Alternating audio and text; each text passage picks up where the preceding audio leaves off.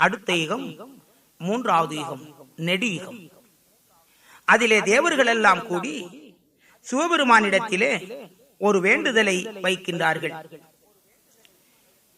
தேவர் மறையோர் தெய்வேந்திரன் முதலாய் மூவர்களும் வந்து முதலோ நடிபணிந்து பரமனே நீரும் படைத்த யுகரெண்டதிலும் வரமேதும் கேட்டு வாழ்ந்தவரை கண்டில்லமே. அந்த தந்தம் இல்லா ஆணுவங்கள் தானும் இல்லா இந்த வகை ஜாதி இல்லாமல் ஈசுரரே இறந்தாலவனும் பெரியோ நடி வணங்கி வரந்தாரும் என்று வாளாயுதத்தோடே வலிவும் பலமும் வாய்த்த சூரப்படையும் கொலிவும் பெரிய குவிந்த மதில் கோட்டைகளும் கெட்டு கிளைப்பாணி கிரண மதுவுடனே நட்டு பயிரால் நாளும் பசி தீர்ந்து இருந்து பொறுக்க ராஜ்யம் ஒன்றுண்டாக்கும் வருந்தி மகாதேவர் மலரோ நடி வணங்கி ஆதி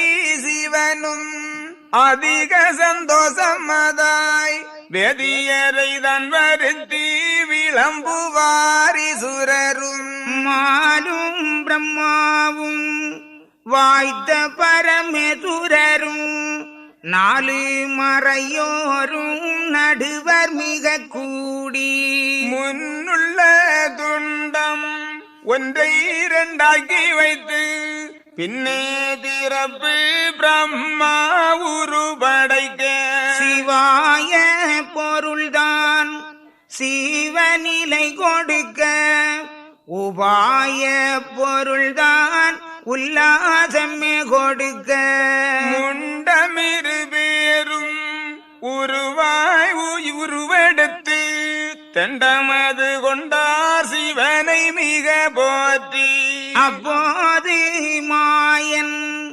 ஆதி அடி வணங்கி இப்பொழுது சுரரே இவர்கள் இருபேர்க்கும் என்ன பேதானும் இடுவோம் என உரைக்க பன்ன பரமேசுரனார் வகுத்து உரைப்பார்கான் திறந்தான் பெருகும் திருமால நீர்களும் பிறந்த அசுரருக்கு பெயரிட வேணும் என்றால் மாயனே நானும் ஒரு உபாயம் வகுப்பேன் கேள் ஆயனே நீயும் அது கேட்க வேணும் என்றார் அண்ட பிண்டம் காணா ஆதி கைலாசம் அதில் தெண்டனிட்டு நிஷ்டை செய்கிறான் சுருதி முனி இந்த முனி அடுக்க இவர்கள் 2 பேரை விட்டு அந்த முனி தவத்தை அழிக்கவே சொல்லிடுவோம் என்று சிவம் உரைக்க எல்லோரும் சம்மதித்து அன்று பிறந்த அசுரர்களை தானேவ புராணேசூரன் பொறு நூறானது போல் பராணேசூரன் வாய்களிரு காதவளி சூரருட கைகள் 92 மூரன் கால் 100 உயர்ந்த சிரசன்பதுவும் கண்கள் 100 வெண்டரளமிருகலமே துங்கணங்கல்லாக சூரரடந்தேறி கண் கவிழ்ந்து யோகம் கருத்துருத்தாய் நிற்கின்ற வன்கவிழ்ந்த மாமுனியை வாரி எடுத்தவர்கள் அலைமேல் எறிய ஆர்ப்பரிக்கும் அவ்வளவில் கலைமேல் பரந்த கடிய முனி பகர்வான் ஏன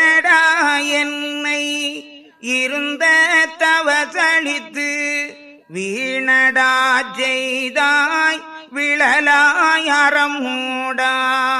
என்னை எடுத்து இக்கடல் மேல் போட்டாலும் உன்னை அறுக்க ஒரம்பாய் உருவெடுத்து பங்கைய கண்மாயன் பக்கமதில் நான் சேர்ந்து உங்கள் இருவேரை ஊடுருவன் நான் அறுத்து இந்த கடலில் எடுத்து உங்களை எறிந்து உங்களோட ஊரை ஒக்ககரி காடாக்கி நானும் வைகுண்டம் நற்பேறு பெற்றிருப்பேன். வானுதிரு அணை என்று மாமுனியும் சாபம் விட்டான். உடனே முனியை உயர்த்தி எடுத்த சூரர் கடல் மேல் எறிந்தார் கர்ம விதிப்படியே. அந்த முனியும் அரணாரருளாலே மந்திரபுரக்கணையாய் வாரிகளைக்குள்ளிருந்தான். சுருதி முனிதனையும் தொயங்கதில் விட்டறிந்து உறுதி குடி சூரர் ஓடி வந்த கையிலை இசந்தனை தொழுது இறஞ்சி நின்றாரம்மானை. சுருதி முனியுடன் நெட்டை தொலைத்தவர் கருதிய சூரர் கையிலை மேவியே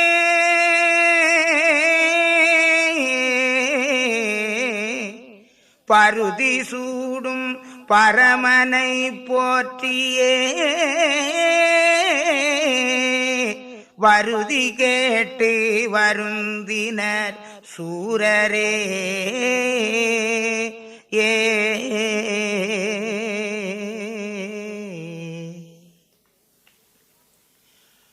மூன்றாவது யுகத்தில் அசுரனை பிறவி செய்வதற்கு முன்னால் தேவர்கள் எல்லாம் சிவபெருமானிடத்திலே ஒரு வேண்டுதலை வைக்கின்றார்கள்.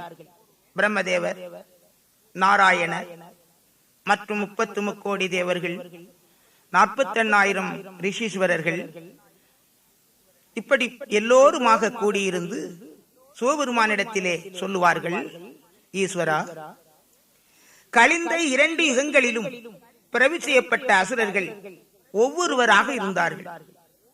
இனி நாம் பிறவி செய்கிற அசுரர்கள் 2 பேர்களாக நாம் பிறவி செய்ய வேண்டும்.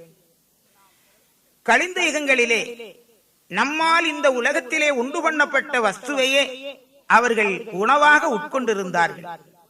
ஆனால் இனி இந்த அசுரர்கள் இந்த பூலோகத்திலே சென்று பயிர்கள் செய்து அதில் விளைந்து வருகிற பண்டங்களை அவர்கள் உண்டு வாழ்கின்ற திறமுடையவர்களாக இருக்க வேண்டும். கழிந்த யுகங்களிலே படைத்தவனை அறியாதவர்களாக, அறிய மாட்டாதவர்களாக இருந்தார்கள். இனி படைத்தவனை அறிந்து அவனை வணங்கி வேண்டிய வலுவும் பலத்தோடும் வரங்களும் பெற்று பூலோகத்தை மன்னராக ஆளுகின்றவர்களாக இனி பிறவி செய்ய வேண்டும் என்று கேட்டுக்கொண்டார்கள். உடனே அந்த தேவ சபையிலேயே குரோனியினுடைய ஒரு துண்டத்தை வரவழைத்து எல்லோருக்கும் பொதுவிலே பிரம்மதேவர் அதை 2ஆக பகிர்ந்து 2 உருவங்களாக படைக்கின்றார். சிவாய பொருளாகிய சிவபெருமான் அதற்கு உயிர் கொடுக்கின்றார். உபாய பொருளாகிய நாராயணர் உல்லாசம் கொடுக்கின்றார். உல்லாசம் பெற்ற 2 அசுரர்களும் எழுந்திருந்து மும்மூர்த்திகளை சுற்றி வலம் வந்து வலுவும் பலமும் வாய்த்த பல வரங்களும் வேண்டும் என்று கேட்டார்கள். நாராயணர் சொல்லுவார் ஈஸ்வரரிடத்திலே, இவர்களுக்கு கேட்ட வரத்தையும் கொடுத்து பெயரும் சூட்டி அனுப்பிவிடலாமே என். அப்பொழுது சிவபெருமான் சொல்லுகிறார், நாரணரே, இவர்களுக்கு பெயர் சூட்ட வேண்டும் என்றால் நான் ஒரு உபாயம் வகுக்கின்றேன், அதை பார்த்திருவோம் என்று சொல்லிவிட்டு அசுரர்களிடத்திலே சென்று, அசுரர்களே, நான் ஒன்று சொல்லுகிறேன், அதை நீங்கள் செயல்படுத்த வேண்டும். என்ன? அண்டபிண்டம் காணா ஆதி கைலாசத்திலே சுருதி முனிவன் என்று ஒரு முனிவன் நெடுநாளாக தவம் இருக்கிறார். அவனுடைய தவத்தை நீங்கள் அழித்து விட்டு வர வேண்டும். அது மட்டும் நீங்கள் செய்தால் நீங்கள் கேட்ட வரங்களை தருவேன் என்றார். உடனே 2 அசுரர்களும் 2 பெரிய மலை எழுந்திருந்து சென்றதை போன்று வேகமாக அந்த முனிவன் தவம் இருக்கின்ற இடத்தை நோக்கி சென்று தவத்தில் இருக்கின்ற அந்த முனிவனை அப்படியே பேர்த்தெடுத்து கடலிலே எறிய நின்றார்கள். காற்றையே ஆகாரமாக கொண்டு பலகாலம் தவம் இருக்கின்ற அந்த முனிவன் அந்த அசுரர்களுக்கு புத்தி சொல்லுகிறார். அசுரர்களே, நீங்கள் என்னை எடுத்து இந்த கடலிலே எறியாதீர்கள். நான் உங்களுக்கு ஒரு பாவமும் செய்யவில்லை. நீங்கள் என்னை இந்த கடலிலே தூக்கி எறிந்து விட்டால் அதோடு நான் அழிந்து விட்டேன் என்று எண்ண வேண்டாம். நான் ஒரு கணையாக, அதாவது அம்பாக உருப்பெற்று பால்கடலிலே பள்ளி கொண்டிருக்கின்ற பரந்தாமன் பக்கத்திலே, பங்கையக்கன் மாயின் பக்கத்திலே வளர்ந்திருப்பேன். காலம் வருகிற போது நான் உங்களை ஊடுருவ அறுத்து உங்கள் நாட்டையும் கரிக்காடாக்கி வைகுண்ட பேர் பெறுவேன் என்று சொன்னார். அந்த சொல் அங்கே எடுபடவில்லை. அந்த அசுரர்கள் 2 பேரும் கலைமேல் பறந்திருந்த அந்த முனிவனை தூக்கி கடலிலே எறிந்துவிட்டு அந்த வெற்றியை சிவபெருமானிடத்திலே சொல்ல, வெற்றி செய்தி சொல்ல ஓடோடி வருகின்றார்கள். சிவபெருமானை வணங்கி சுருதி முனிவனுடைய தவத்தை அழித்து அவனையும் தூக்கி கடலிலே எறிந்துவிட்டோம். எங்களுக்கு தருவேன் என்று சொன்ன வரங்களை தர வேண்டும் என்று அவர்கள் கேட்கின்றார்கள். சுருதி முனிதவத்தை தொலைத்தேன் அவந்தனையும் பொருகு கடல் மீதில் போட்டறிந்து வந்தவர்கள் ஈசனை தொழுது ஏற்றவரங்கட்டதினான் வாசம் உள்ள ஈசன் மாதுமையை தான் நோக்கி தூயவளே மாயவளே சூரர் இருவருக்கும் நேயம் உள்ளதோர் வரங்கள் நீ கொடுக்க வேணும் என்றார். வரங்கொடுக்கவென்று மறையோன் அதிசயித்து சிரசன்பதனுடைய சீர்சூரனை நோக்கி ஏது வரம் உங்களுக்கு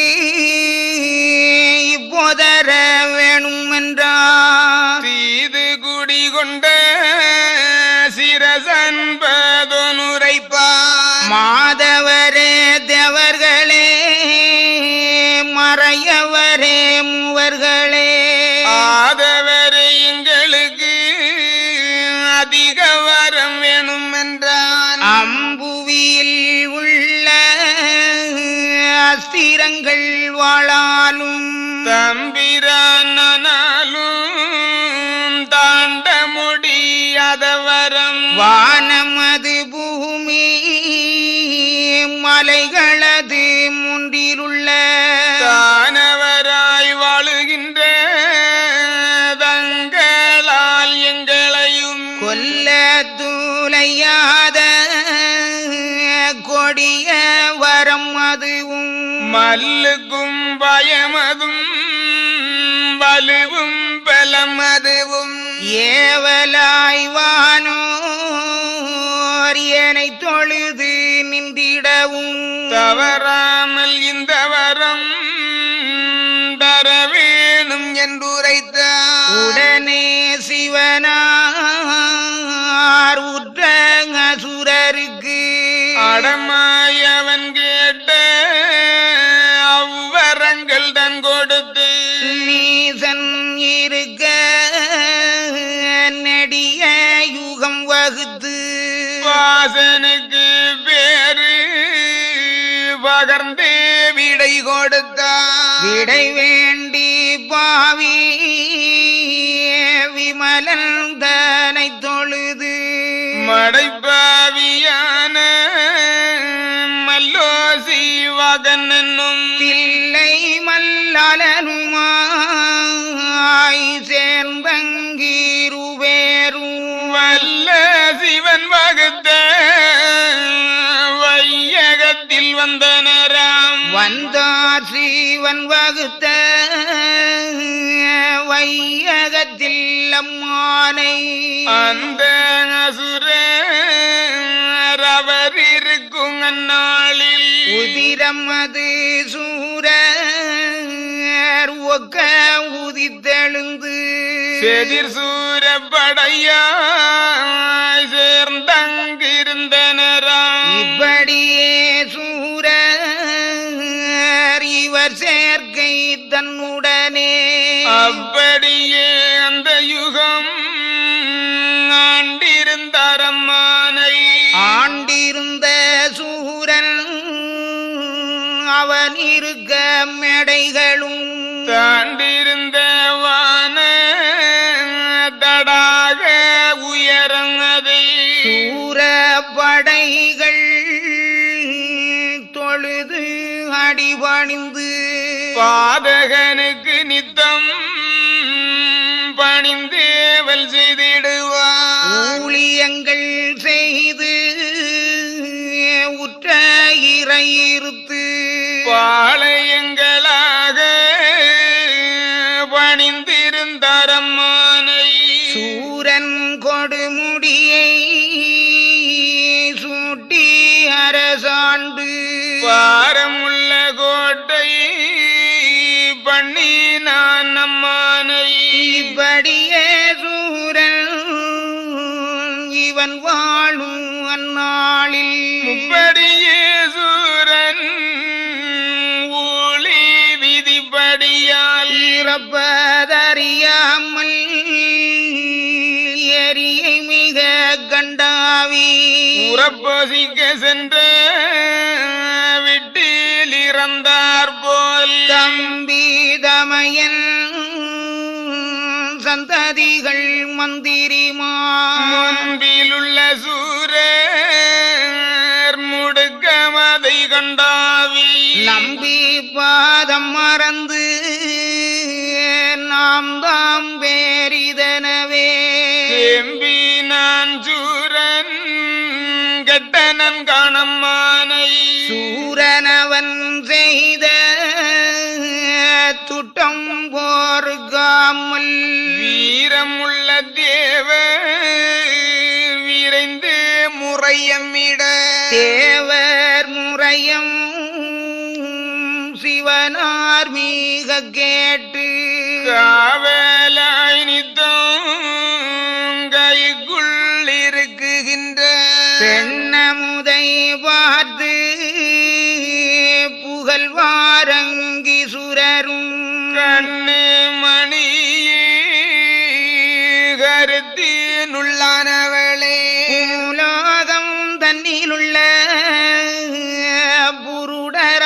புருடராயுதத்தாலும் மேலோகம் வாழும்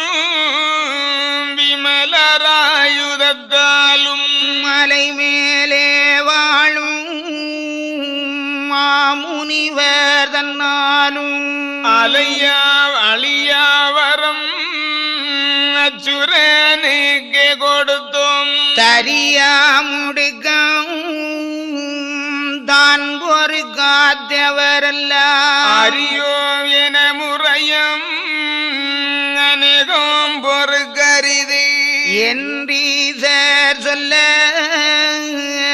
இயல் கண்ணியதுரைப்பாள் மலைலோகம் எலோகம்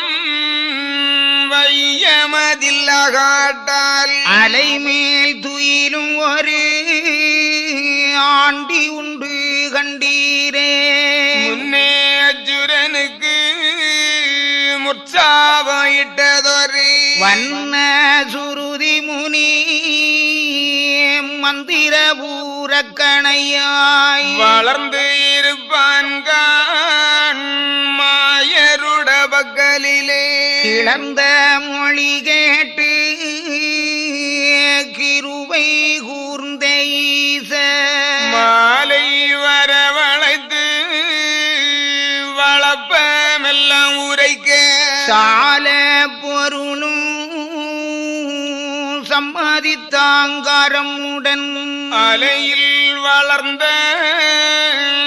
ஆதி கணை எடுத்து சிலையேற்றி அம்பை சிரித்து மிக தொடுக்க அம்பு பகையாலும் அதிமால் பகையாலும் பம்பளித்து சூரன்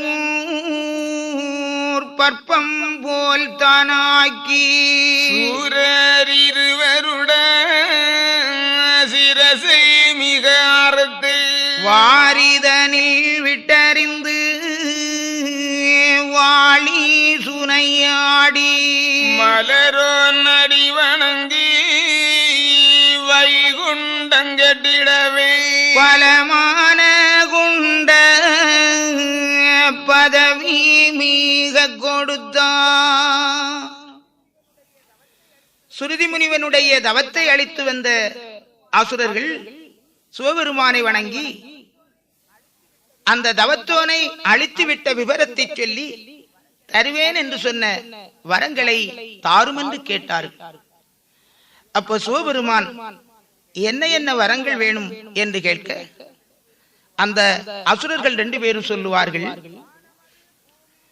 வானமது பூமி மலைகளது, அதாவது பூலோகம், வானலோகம், மலைலோகம், இதிலே வாழ்ந்திருக்கின்ற எந்த ஒரு தேவர்களாலும் முனிவர்களாலும் தானாக வீட்டிருக்கின்ற தங்களால் கூட எங்களை கொல்லத் தொலையாத வர வேணும். அது அல்லாமலும் இந்த லோகத்திலே உண்டு பண்ணி வைத்த எந்த ஒரு ஆயுதத்தாலும் நாங்கள் சாகக்கூடாது.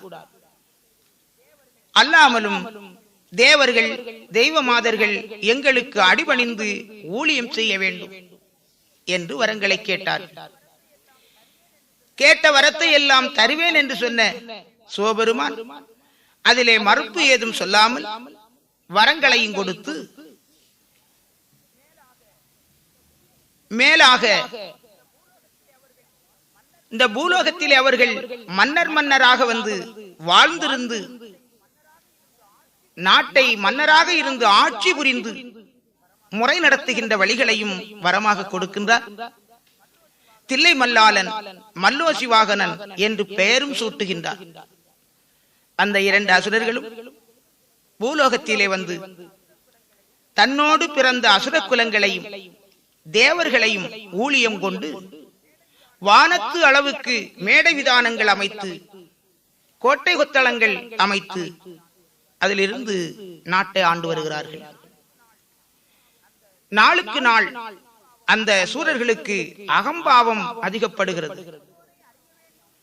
படைத்தோனை அறிய வேண்டும் என்று அவர்களை பிறவி செய்தார்கள். ஆனால் அவனுடைய அகங்காரம் அந்த உண்மை பொருளை அறிந்து கொள்ளுகின்ற திறத்தை மறைத்தது. நம்பி பதம் மறந்தான், நான் தான் பெரியவன் என்றான், கெம்பினான் சூரன் கெட்டான்கான் அம்மானே என்கிறார் எம்பெருமான். நான் என்ற அகங்காரம் வந்தவுடனே தன்னுடைய ஊழியக்காரர்களையே பகைவர்களாக எண்ணினான். தேவர்களையும் அசுரர்களையும் இம்சித்தான். தொல்லை பொறுக்க முடியாமல் தேவர்கள் எல்லாம் சிவபெருமானிடத்திலே முறையிட்டார்கள். சிவபெருமானும் அன்னை பார்வதி இடத்திலே என்ன விதத்தால் இந்த அசுரனை கொல்லுவது என்று ஆலோசிக்கின்றார். அம்மையிடத்திலே சொல்லுவார், தேவி, பூலோகத்திலே வாழ்கிறவர்களானாலும் வானலோகத்திலே வாழ்கிறவர்களானாலும் மலைலோகத்திலே வசிக்கின்றவர்களானாலும் என்னாலும் கூட கொல்லத் தொலையாத வரத்தை கொடுத்து விட்டேனே. உலகத்திலே உண்டு பண்ணி வைத்த எந்த ஒரு ஆயுதத்தாலும் அவன் அழிய மாட்டானே, என்ன விதத்தால் அவனை கொல்லுவது? அப்பொழுது அம்மை உமையவள் மதிமந்திரியாக செயல்படுகிறார். சுவாமி, பூலோகத்திலும் மலைலோகத்திலும் வானலோகத்திலும் வாழுகிறவர்களாலும் தங்களாலும் தானே அவனை கொல்ல முடியாது. ஆமா, கடல் லோகத்திலே ஒருவர் வாழ்ந்து கொண்டிருக்கிறார், உங்களுக்கு ஞாபகம் இல்லையா? என்னுடைய அண்ணர் நாராயணர் பால்கடலில் அல்லவோ பள்ளி கொண்டிருக்கின்றார். அவர் நினைத்தால் கொல்லலாம் அல்லவா? அது அல்லாமலும் மந்திரபுர கணையாக வளர்ந்திருக்கின்றான் முனிவன். அந்த முனிவனை தூக்கி கடலிலே எறிகின்ற போதும் அவன் அந்த அசுரர்களுக்கு சொன்னான், இப்பொழுது என்னை இந்த கடலிலே தூக்கி எறிந்து விட்ட போதிலும் நான் ஒரு கணையாக உருப்பெற்று நாராயணர் பக்கத்திலே வளர்ந்து வருவேன். காலம் வருகிற போது உங்களை ஊடுருவ அறுத்து உங்கள் நாட்டையும் கரிக்காடாக்கி நானும் பலமான குண்ட பதவி பெறுவேன் என்று சொல்லி இருக்கிறார். அதனால் அண்ணரிடத்திலே விவரத்தை சொன்னார். லகுவாக அந்த அசுரனை அழித்து விடலாம் என்று சொல்லி சிவபெருமானும் பார்வதி தேவியும் பால்கடலுக்கு எழுந்தருளுகிறார்கள். நாரணரை கண்டு விவரத்தை சொன்னார்கள். எம்பெருமானும் அந்த அசுரன் அழிவு காலத்தை எய்திருக்கிற காரணத்தினால் அவனோடு எதிர்த்து போர் செய்கின்றார். தன் பக்கத்திலே வளர்ந்திருந்த மந்திரபுர கணையால் அந்த சூரர்களை அழித்து அந்த ஊரையும் கரிக்காடாக்கினார். அசுரர்களை அறுத்து விட்ட மந்திரபுர கணையானது வெற்றி கொண்ட களிப்பிலே பால்கடல் பதம் ஆடி நாராயண திருப்பதம் வணங்கி நின்றது. வணங்கி நின்ற அந்த முனிவனுக்கு எம்பெருமான் பலமான வைகுண்ட பதவி கொடுக்கின்றார். இவ்வாறு மூன்றாவது யுகம் நெடியுகம். அதிலே பிறந்த அசுரர்கள் தில்லை மல்லாளன், மல்லோசிவாகனன். அவனை நாராயணமூர்த்தி மந்திரபுர கணையால் அழித்து அந்த யுக தர்மத்தை நிலைநாட்டுகின்றார்.